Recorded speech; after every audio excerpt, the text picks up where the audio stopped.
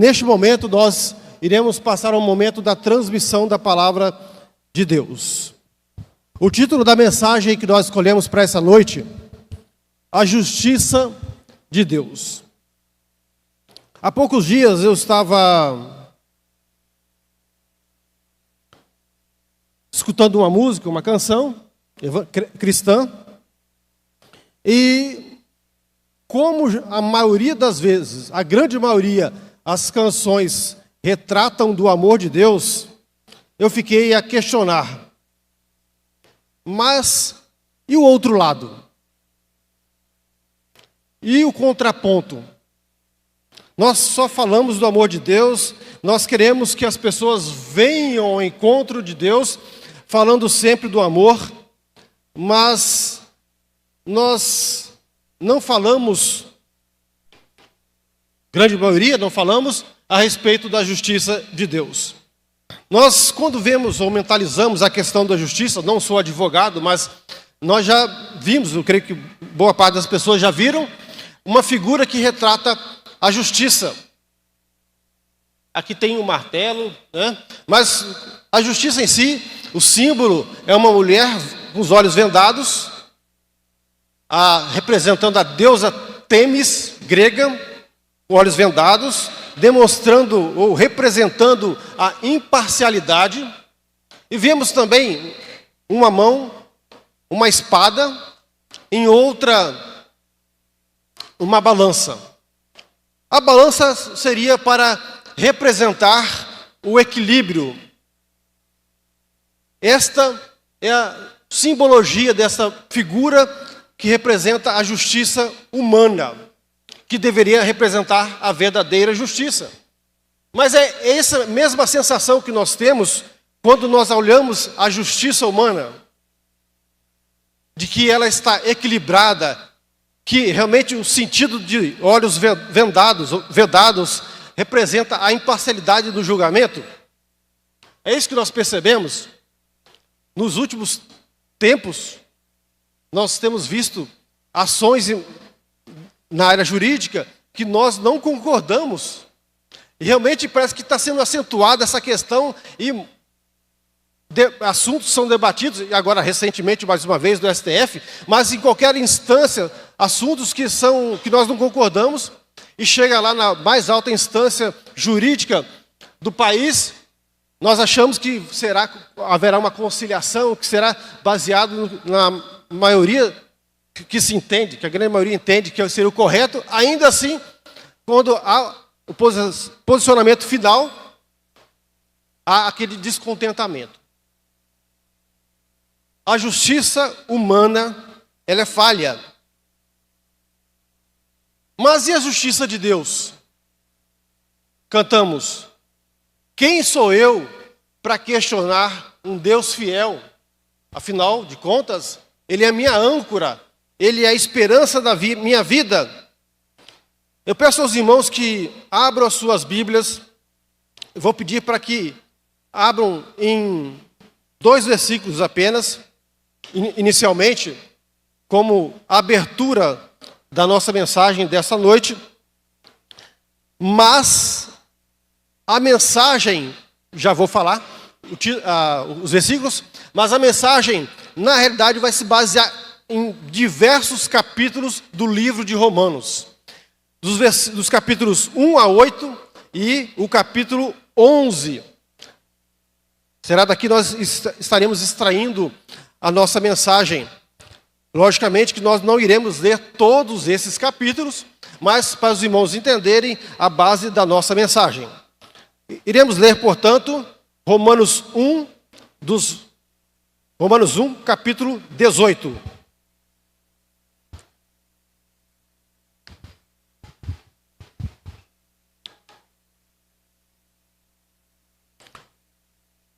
Romanos 1, capítulo 18. Porque do céu se manifesta a ira de Deus sobre toda a impiedade e injustiça dos homens que detêm a verdade em injustiça. Porque do céu se manifesta a ira de Deus sobre toda a impiedade. agora, irmãos, o capítulo 11, versículo 32.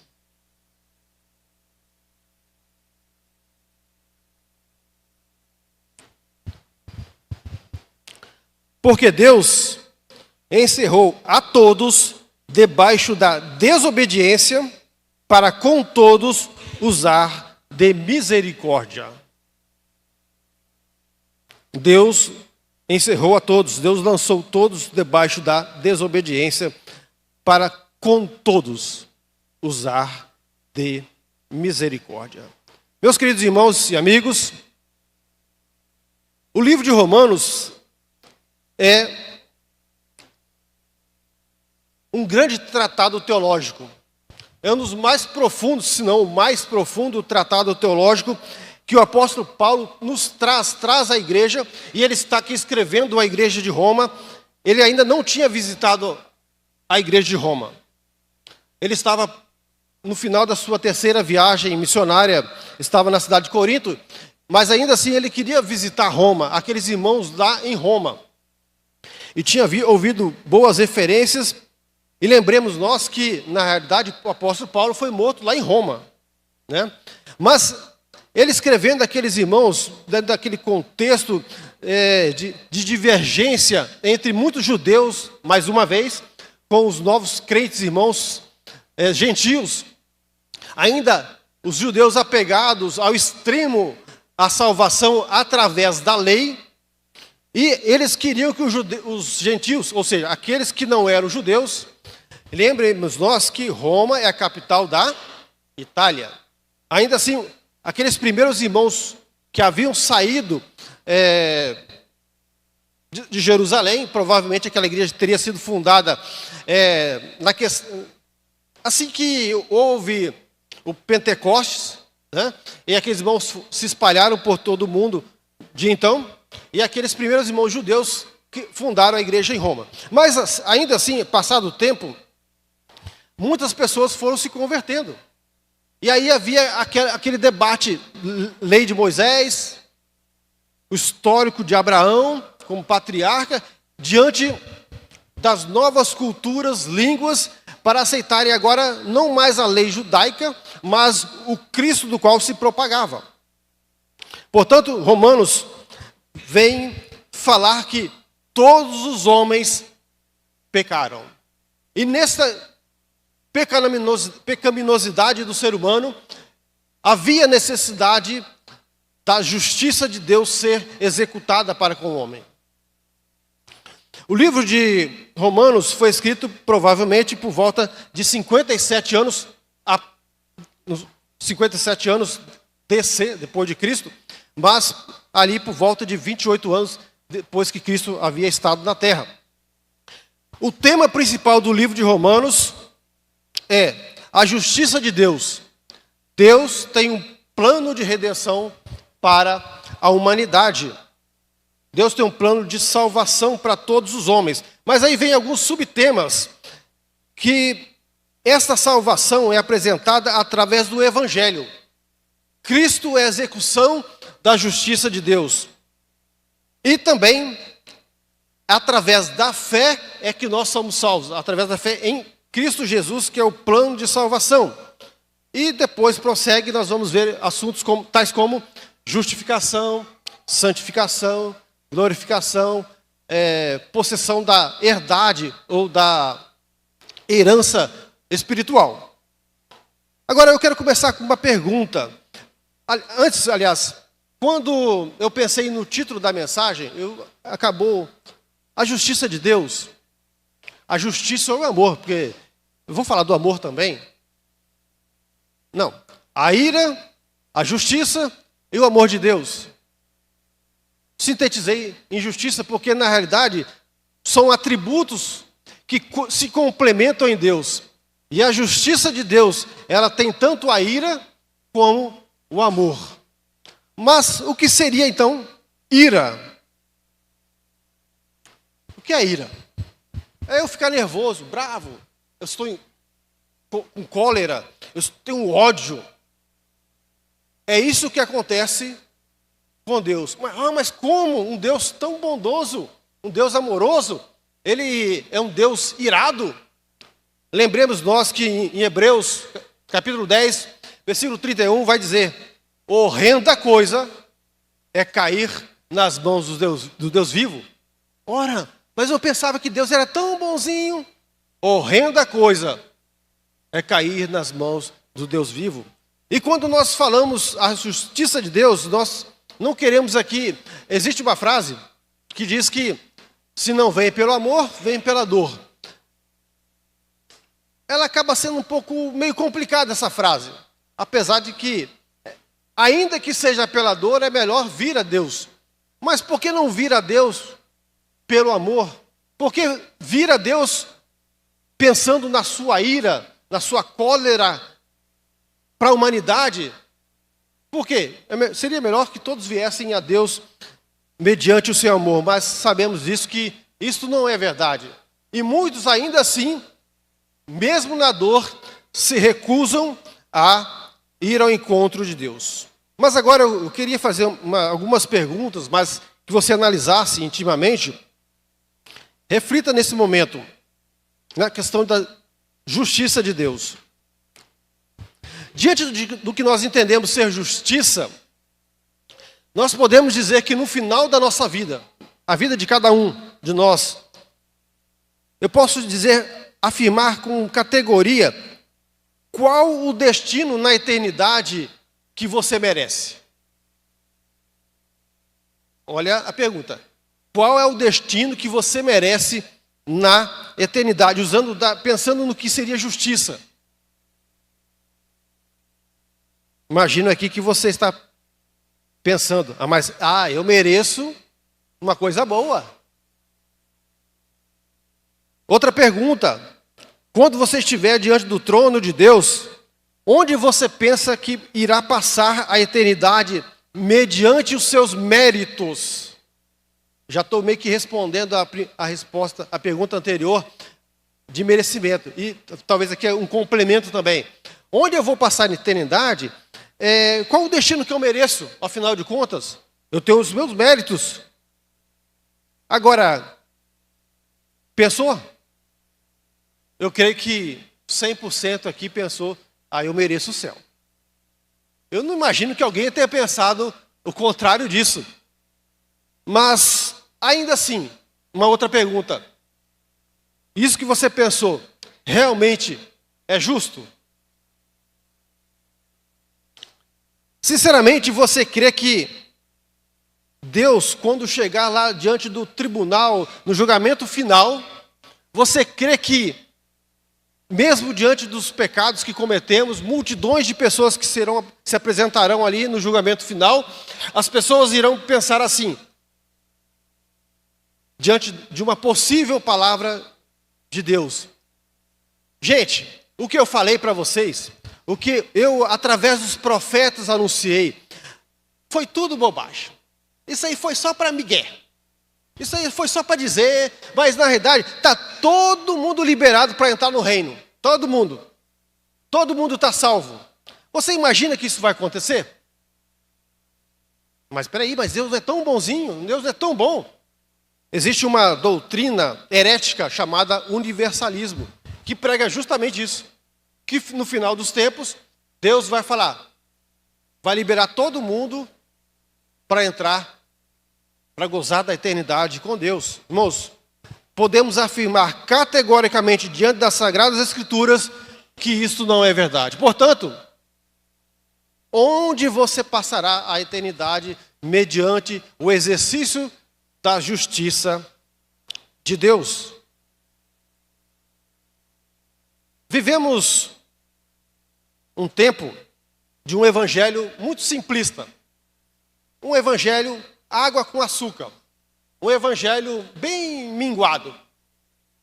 Onde se prega apenas o amor de Deus.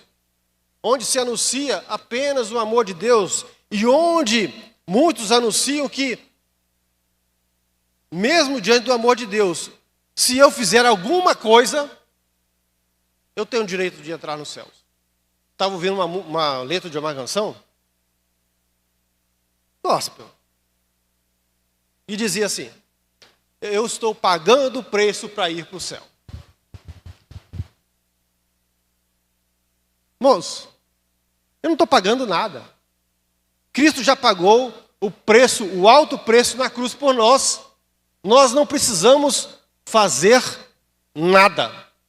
Absolutamente nada. Mas espera aí, nada?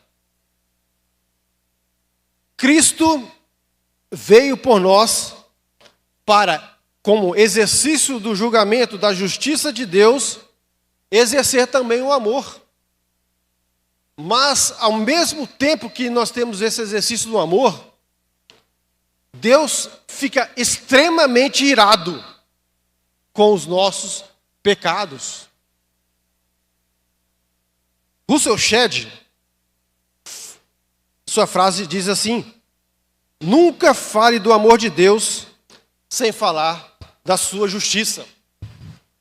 Portanto, irmãos, não fiquemos analisando apenas um lado, olhando o lado do amor. O amor, Deus me ama, Deus me ama. É uma grande verdade. Mas nós nos esquecemos muitas vezes que Deus é justo. Que Deus é justo. Mais uma outra frase, a última, citando de alguém, Paul Washer, ele diz: fala-se muito do amor de Deus, mas pouco da sua justiça.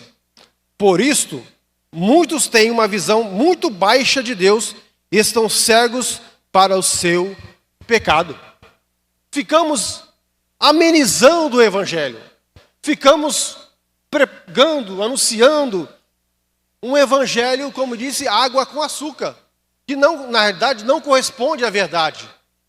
Porque quando nós falamos meias verdades, significa que não é uma verdade. Lembremos nós do episódio que isto aconteceu no livro de Gênesis.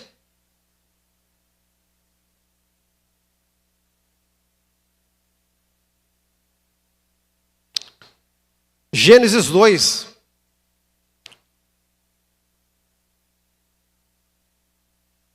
E ordenou o homem, o Senhor Deus ao homem, dizendo: de toda árvore do jardim comerás livremente, mas da árvore do conhecimento do bem e do mal, dela não comerás, porque no dia em que dela comerdes, certamente morrerás.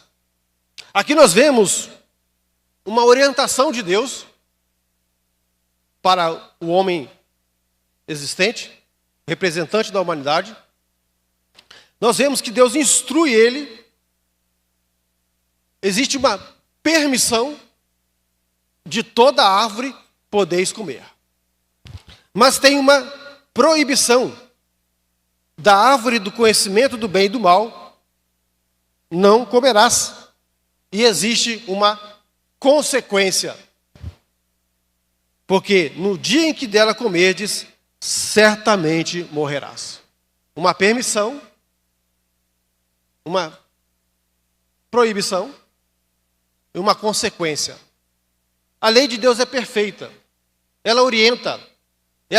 E quando ela proíbe, é para que nós não soframos as consequências dos nossos erros, da desobediência. Nós vemos que no Velho Testamento, nós temos uma impressão de Deus muito dura. Quando nós analisamos o Velho e o Novo Testamento, a gente tem essa impressão que Deus é um carrasco, que Deus agia de uma maneira muito severa. Mas o que acontece é que nós não temos uma real compreensão, uma compreensão da totalidade das Escrituras. E aí nós vamos ver que o próprio Jesus no Novo Testamento, quando no episódio em que Filipe conversando com Jesus, lá em João 14, mostra-nos o Pai. Isso nos basta. Então, portanto, parece haver uma divisão. Um Deus carrasco, no Novo Testamento, um Jesus bonzinho. Parece outro. Agora, Filipe falou, mostra-nos o Pai, e isso nos basta. Jesus falou, eu estou há tanto tempo com vocês, eu estou aqui com vocês, vocês estão acompanhando no dia a dia, Quem me vê a mim, vê o Pai. Portanto, eu e o Pai somos um. O mesmo Deus do Velho Testamento é o mesmo Deus do Novo Testamento. Ainda que nós achemos que no Velho Testamento Deus é implacável, terrível, e no Novo Testamento ele é bonzinho, nós podemos ver que as duas coisas, o exercício da ira e o exercício da bondade e da misericórdia, se encontram nos dois testamentos. A teologia sobre Deus, quando nós pensamos que um é de um jeito e o outro é do outro jeito, está totalmente equivocada. Precisamos realmente entender Deus como uma totalidade ou uma unidade. Aquilo que o Pai faz, o Filho faz e concorda. Aquilo que o Filho faz, o Pai faz e concorda. O Espírito Santo da mesma maneira. Eles são, eu e o Pai somos um. Não temos como separar a divindade e dizer que um é de um jeito, o outro é de outro jeito. O que nós temos que compreender que na mesma intensidade, Deus é justo e Deus é bom. No Novo Testamento, aliás, no Velho Testamento, nós vemos que a ira de Deus foi usada contra Israel através de nações vizinhas. E Deus executava o seu juízo para com Israel através de outros povos, como a Síria, Babilônia e assim por diante, diversos outros povos, o Egito e assim por diante. Para quê? Para punir Israel. Ah, então ele é um Deus carrasco. Mas por que Deus não destruiu Israel? Lamentações 3:22. As misericórdias do Senhor são a causa de nós não sermos consumidos, porque as suas misericórdias não têm fim, renovam-se cada manhã. As misericórdias do Senhor, ainda que deveríamos ser consumidos, deveríamos ser exterminados, mas as misericórdias do Senhor se renovam a cada manhã. Não somente para o povo de Israel, mas conosco também. Mas agora, alguns exemplos de justiça imediata de Deus. Anotei aqui apenas 3 exemplos. Acã, ele roubou alguns objetos lá em Josué 7. O que aconteceu? Ainda que ele se arrependeu, Deus executou. Ele morreu apedrejado, tanto a ele como a sua família. Um outro exemplo. Lá em Números 16, nós vemos Dan, Abirão e Coré, que questionaram Moisés, levantaram uma rebelião contra Moisés. O que aconteceu? Os seus descendentes, eles e seus descendentes, pessoas que o seguiam, sua família, todos morreram quando a terra se abriu. Deus executou de imediato a sua justiça. E por último exemplo, ainda hoje pela manhã, foi citado esse exemplo, Geazi. Geazi era servo de Eliseu. Naquele episódio de Naamã. O que aconteceu com Geazi? Naamã procurou Eliseu, Eliseu vai no rio Jordão, tome 7 banhos, venha e estará curado. Só que Naamã trouxe uma imensidão de produtos, de pedras preciosas, de presentes para Eliseu, e Eliseu recusou. Não quero esse presente. Geazi, talvez com um olho grande, assim que Naamã foi embora, voltou para sua terra, Geazi correu, foi de encontro a Naamã. Olha assim, faz o seguinte, separe um pouquinho desses presentes e eu vou levar para Eliseu. Na verdade, acho que Eliseu se arrependeu de ter dito não, assim, mas pensa um pouquinho, eu vou levar para ele. Quando ele retornou para Eliseu, Eliseu falou: o que você fez, cara? E Deus executou de imediato, lançou sobre ele uma lepra. Episódio que está em 2 Reis, capítulo 5. Portanto, nós vemos, então isso demonstra que Deus é carrasco. Deus é terrível. No Novo Testamento nós não temos isso. Olhemos para Ananias e Safira.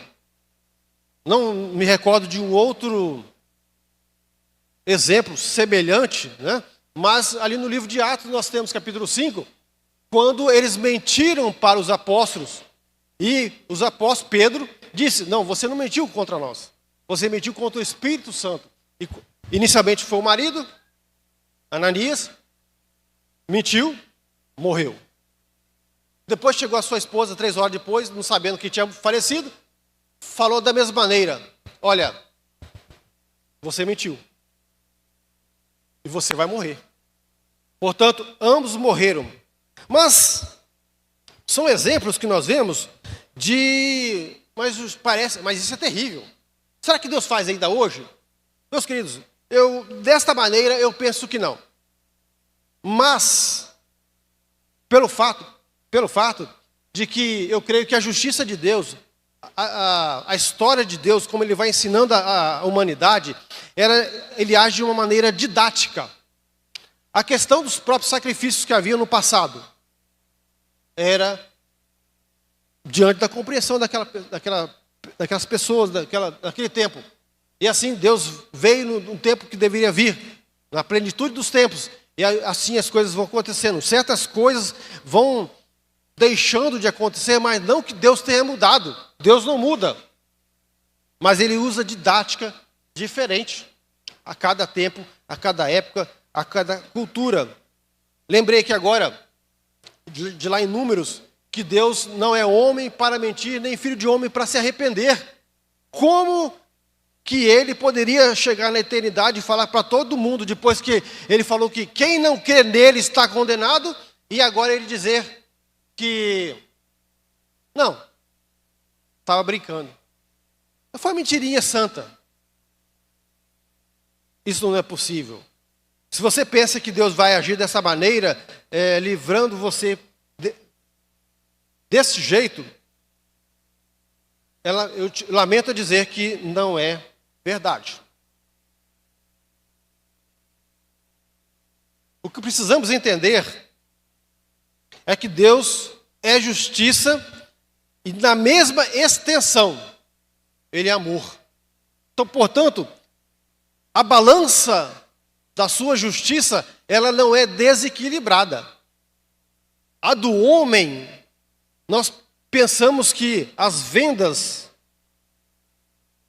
para demonstrar imparcialidade, mas o que nos traz a impressão hoje é que a justiça é cega, não porque está fazendo bem, independente da pessoa que está sendo apresentando a questão, mas dá a impressão que um olho aberto e outro fechado, para este eu vou beneficiar. Para aquele, vai na caretada. Pá! A justiça, o rigor da lei. Então dá essa impressão.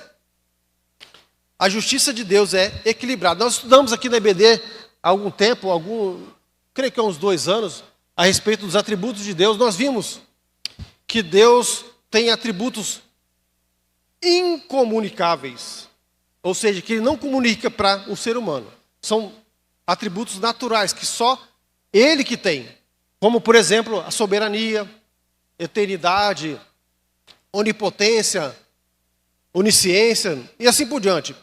E os atributos comunicáveis são os atributos morais.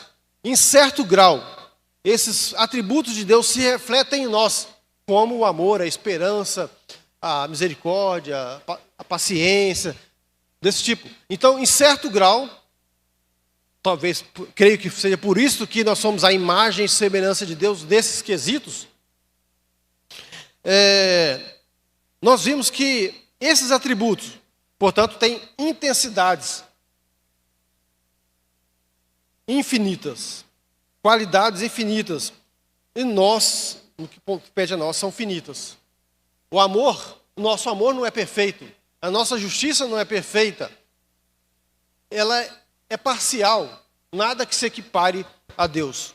E aí, em Romanos 11:33, vai falar: quão insondáveis são os seus juízos, e quão inescrutáveis, ou seja, quão incompreensíveis, quão imensuráveis, quão impenetráveis são os seus caminhos. Canção que nós cantamos lá de Romanos, né? Quão insondáveis seus juízos e seus caminhos. Nós não compreendemos, mas o fato de nós não compreendermos não anula o fato de que Ele é santo e justo, amor e misericórdia em mesma intensidade. O verdadeiro evangelho é aquele que não se limita ao amor de Deus, mas faz íntima correlação com a ira. Assim se cumprirá a minha ira, satisfarei neles o meu furor e acalmarei. Saberão que eu, o Senhor, falei motivado pelo meu zelo, mas quando cumprir neles o meu furor. Ezequiel 5:13. Portanto, irmãos, a justiça é um atributo de Deus. E aí, eu quero, digamos que, passear nos textos bíblicos. Nós, de certa maneira, nós já o fizemos quando nós inicialmente falamos lá de Gênesis. Mas em Romanos 1:18, vai falar do pecado, que todos nós somos pecadores, e a justiça de Deus precisa ser exercida. Em Gênesis 2:16 e 17, nós vemos a ordem de Deus. Agora, lá em Gênesis 3, nós vemos a queda. E aí, a Bíblia fala muito claramente que Deus não se coaduna com o pecado. Aquele que peca tem consequências gravíssimas. Mas eu não sinto consequência nenhuma. Os irmãos poderiam ver lá no texto de Gênesis que a consequência imediata foi a morte. Mas eles não morreram. Então acho que Deus se equivocou. Meus queridos, quando Deus fala aqui nesse momento, a principal consequência foi a morte espiritual. A perda da vida eterna. Perda nesse contexto, né? A consequência foi, portanto, a destinação para a condenação eterna. Deus se desagradou tanto e de uma maneira tão grande que ele não conseguiu, digamos assim, ver os homens, e os homens se escondendo dele de tamanha vergonha. Meus queridos, quando nós pensamos assim na história de Gênesis, sinceramente, mas parece uma história tão simples, né? Uma historinha, parece que é uma historinha. Eu, sinceramente, creio que a história de Gênesis, a história de Adão e Eva são verdadeiras, ao pé da letra. Não estou sendo fundamentalista em diversos aspectos, mas tanto é que o próprio apóstolo Paulo afirmou como se fosse um personagem histórico. E outros textos da Bíblia vão falar isso também. Não é mera uma historinha da carochinha que nos parece ser, diante da nossa intelectualidade, diante do nosso conhecimento que nós temos das viagens, as possíveis viagens interplanetárias, o ser humano indo às mais profundezas do mar. Essa história não parece ser crível, não parece ser real.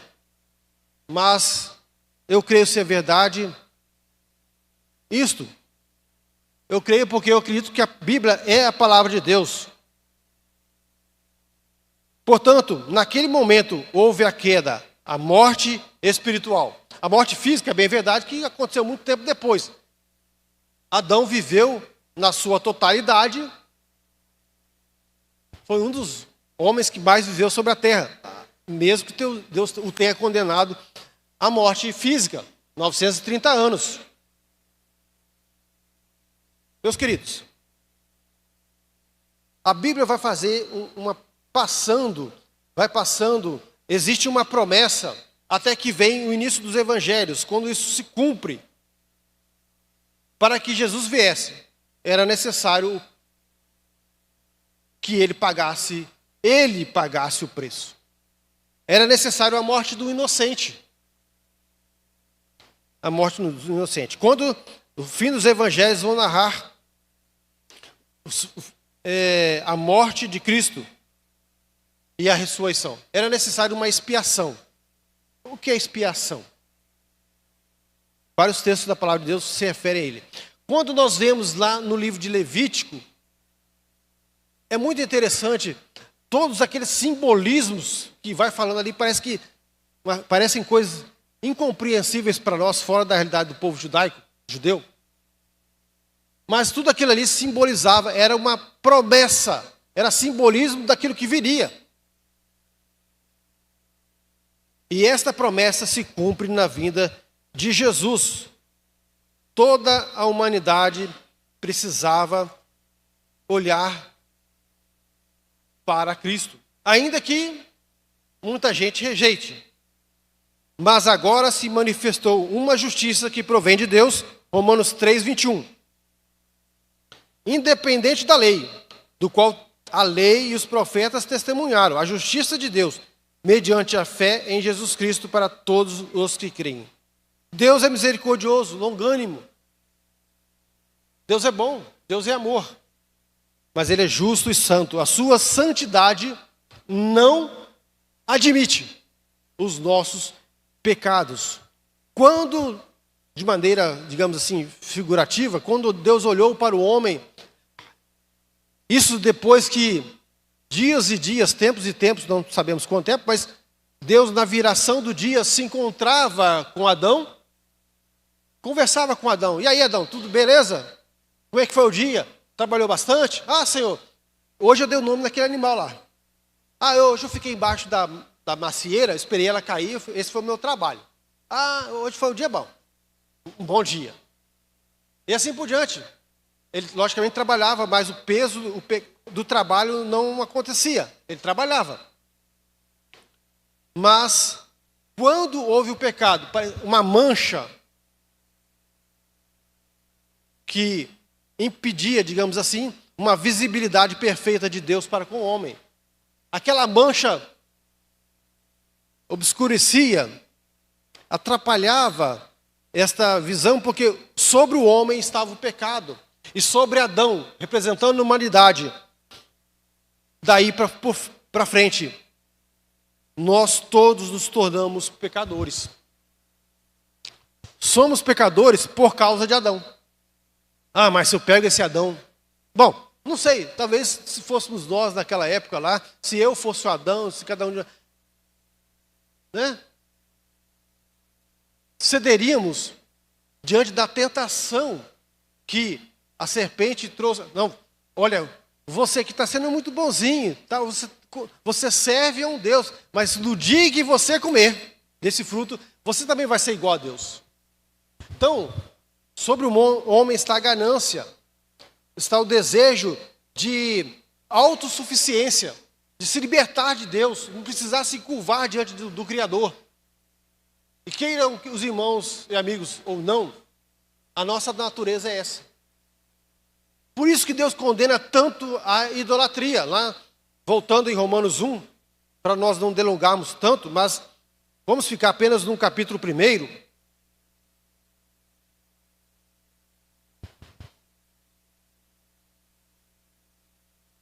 Deus preparou um plano, que é através de Jesus.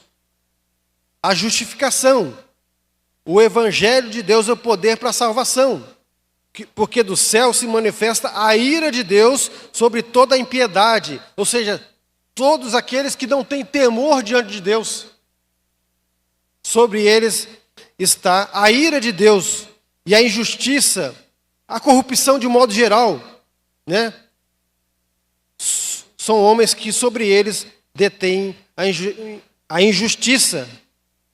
Porque o que de Deus se pode conhecer dele se manifesta, porque Deus o manifestou. Deus manifestou-se ao homem de várias maneiras. Deus nos revela através da natureza. A própria natureza, por si só, ela não pode salvar ninguém. Mas ainda assim, ela revela que existe um Deus poderoso. Em nós, há um senso, por mais que não aceitemos, alguma coisa nos acusa. Mas existe situação em que o coração do homem está tão cauterizado, tão cravado pelo pecado, que aí também ele não percebe que está em erro. Não vou contar toda a história, mas rapidamente, um detalhe também, para não abrir muito a história. Uma pessoa conhecida nossa, não mora aqui, falou uma situação que fica na questão relacionamento homem e mulher, que ficamos abismados. E aí ainda que assim, aquela pessoa fala, eu estou indo à igreja, eu estou tão feliz com as 2 mulheres que eu tenho, e não mora aqui. Não mora aqui. Que eu estou bem, eu estou tão ligado a Deus, eu vou à igreja, louvo a Deus, sirvo ao Senhor. Aí ficamos admirados e, na verdade, a Alessandra comentou isso. É verdade que você está falando isso? Se você estiver me ouvindo aqui pela internet, sabe quem é, mas eu espero que você se arrependa, porque nós temos orado por você há muito tempo. Parece engraçado, mas, meus queridos irmãos, é terrível. E assim, a gente pode estar julgando essa pessoa, mas nós temos os nossos erros. Temos os nossos... que nós ficamos achando que é esse pecadinho de doméstico, né? Um pecadinho domesticado. E eu louvo a Deus, eu canto hinos, assim por diante. Uma coisa não exclui, não anula a outra. Deus exige de nós perfeição, santificação, santidade, porque Ele é santo, Ele é justo, Ele é puro. E os nossos pecados fazem divisão entre nós e o nosso Deus. Mas como que você está falando isso se eu sou pecador? Então, essa divisão vai continuar para sempre. Por isso que Deus enviou o seu Filho Jesus. Quando Ele nos olha da eternidade, de onde Ele se encontra, e olha para nós, míseros pecadores, Ele nos olha através do sangue do Cordeiro, na cruz, e nos enxerga e nos declara, você está perdoado. Ainda que os nossos pecados sejam tão vermelhos como escarlata, tão escuros, tão manchados, que não parece que nada tira a sua mancha, ainda assim, ainda que os pecados sejam isso, o sangue de Cristo nos purifica de todo o pecado. Eu não mereço, nós não merecemos nós não merecemos o céu, porque para nós já está ordenado o inferno, todos nós, mas pela graça e misericórdia de Deus, a sua justiça é exercida no Evangelho, e Jesus Cristo é o Evangelho. Jesus Cristo é boa notícia para cada um de nós. Não fiquemos apenas agora na ira. Mas então não tem jeito. Não, tem jeito. Tem jeito para você. Tem jeito para nós. Agora sim, quando eu me arrependo dos meus pecados, quando eu me curvo diante de Deus, eu creio nele, Ele me perdoa. Quando eu entrego a minha vida totalmente a Ele, Deus prova o seu amor para conosco, em que Cristo morreu por nós, ainda pecadores. Nós éramos pecadores, depois da salvação, permanecemos pecadores, mas agora sim, justificados, declarados justos. Mas nós somos justos perfeitos? Não. A perfeição se dará na eternidade. Mas agora, Deus não nos olha mais cheios de pecados, mas Deus nos declara justos. Irmãos,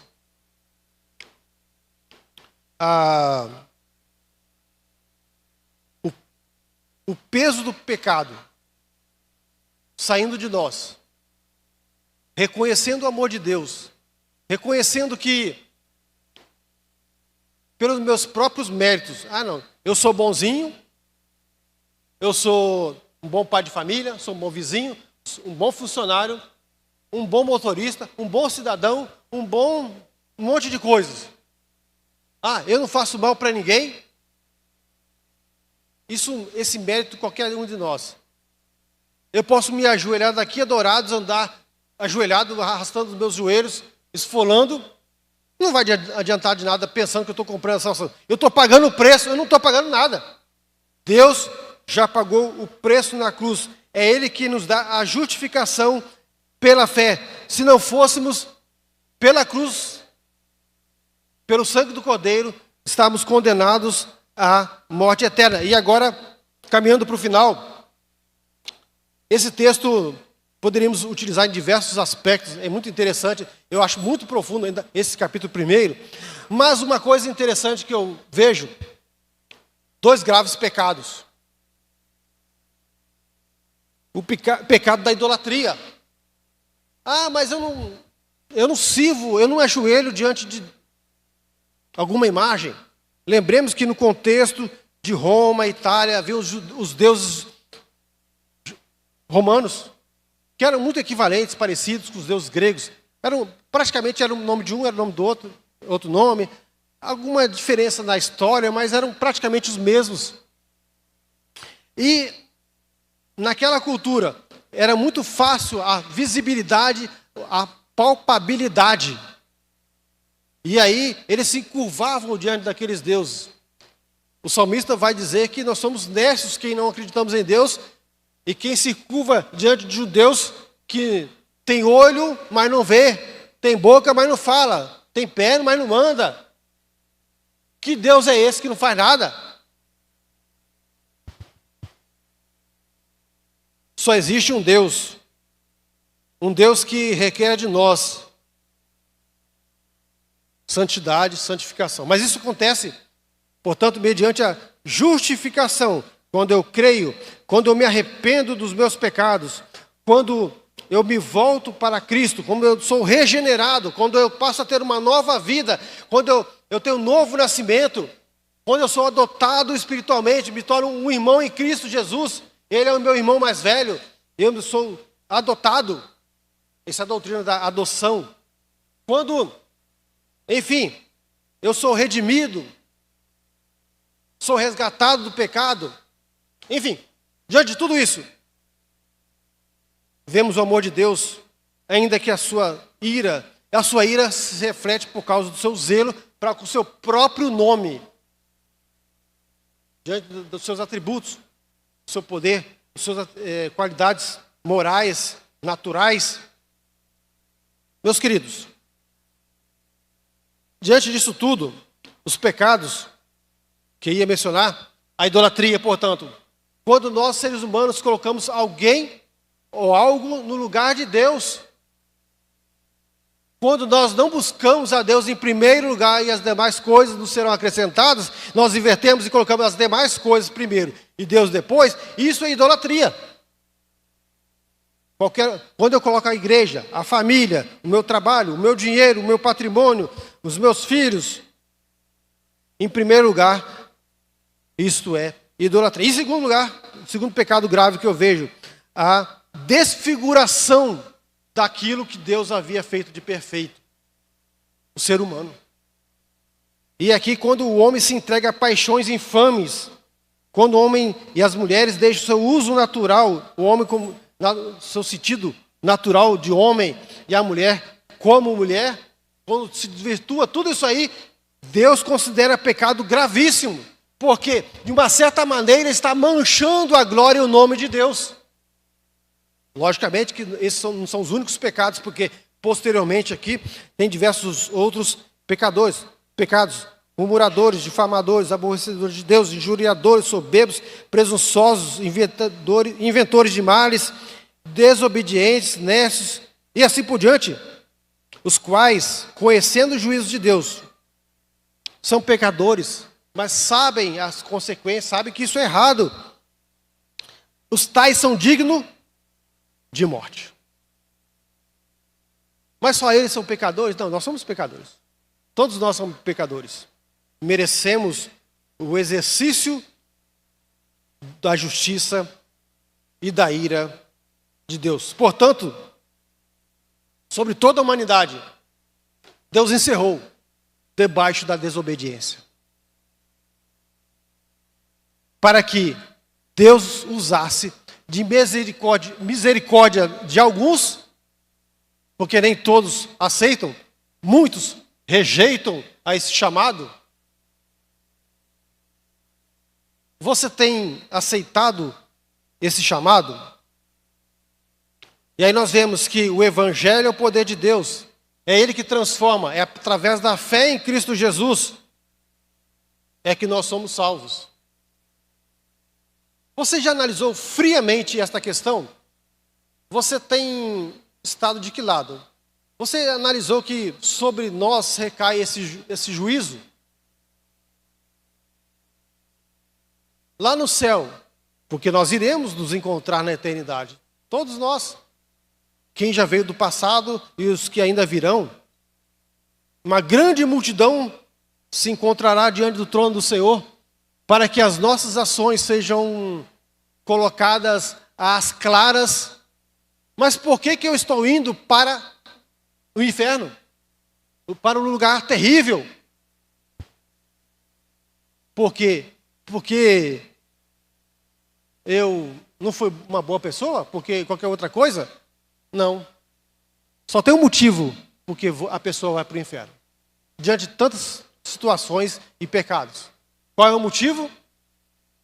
A rejeição de Jesus Cristo como Senhor e Salvador. Por que as pessoas, muitos vão para o céu? Porque são boazinhas? Tem muito mérito nisto? Não, o único mérito é de Cristo. Pela graça somos salvos. Isso não vem de vós.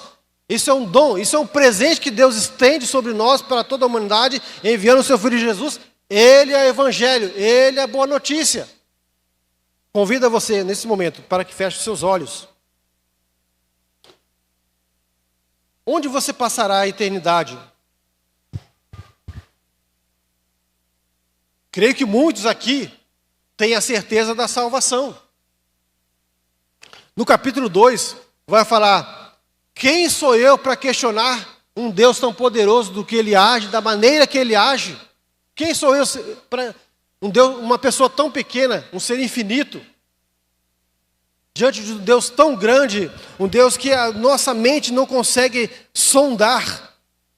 Os pensamentos são insondáveis diante da nossa capacidade finita, pequena. Onde nós passaremos a eternidade? E aí, uma outra questão. Onde quer que você esteja na eternidade, onde quer que tenha sido a sua escolha, ou venha a ser a sua escolha, onde estará o seu pai? Os seus pais? Onde estarão seus amigos? Onde estará o seu filho? Você quer que o seu filho, alguém que você ama, qualquer que seja a pessoa que você ama, sem saber de Cristo? Se você é um crente, um servo de Deus, imagine na necessidade, na urgência de proclamar o nome de Jesus. Você está numa missão, tem a sua família. E se você estiver lá no céu e você for cobrado porque não falou de Jesus, e muitos dos seus amigos, irmãos, parentes, sua esposa estiver indo para o inferno, você quer isso? Olhemos para a cruz. É ela que nos justifica, ela que nos purifica de todo o pecado. Você refletiu bem essa questão dos seus familiares? Você está aqui, eu estou aqui. A maldição do pecado, ela ocorreu, pairou sobre toda a humanidade. Por isso que nós fomos atingidos de Adão. E aí vem Jesus, o perfeito Adão, o último Adão. Cristo é a propiciação pelos nossos pecados. Isso está lá em 1 João 2:2. Ele é que substitui, ele paga, e todo aquele que invocar o nome do Senhor será salvo. Clame o nome do Senhor. Devemos sempre lembrar do amor e da misericórdia de Deus, ainda que são partes da justiça de Deus. Agora sim, Deus exerce misericórdia com todos. A misericórdia de Deus está disponível a todos.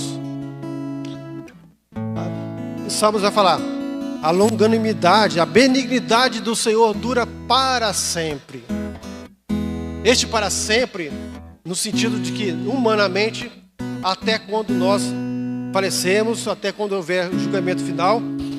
Depois, o que eu escolhi, infelizmente, se for optei pela morte eterna, assim como Adão acabou escolhendo a morte espiritual. Eu não quero estar lá, nem rogo a Deus que ninguém daqui se perca. Espero que a misericórdia de Deus alcance a todos. Deus abençoe a sua palavra. Logicamente que é difícil mesmo ter uma palavra sobre todo o livro de Romanos, que é muito complexo, por isso que não li, mas fique com esta reflexão. Deus convida a todos para que lá no julgamento Deus simplesmente fale: filho, entre no meu reino. Você estava desviado, você é um filho pródigo, você estava no lar, preferiu as benesses que o mundo oferece, os benefícios, as vantagens que o mundo oferece, mas como tal qual o filho pródigo, reconhecendo que estava no estado lamaçal, como porco, naquele estado de lama mesmo espiritual, ele reconheceu o seu erro e voltou ao encontro do Pai, e o Pai o abraçou sem cobranças. Deus abençoe a sua palavra.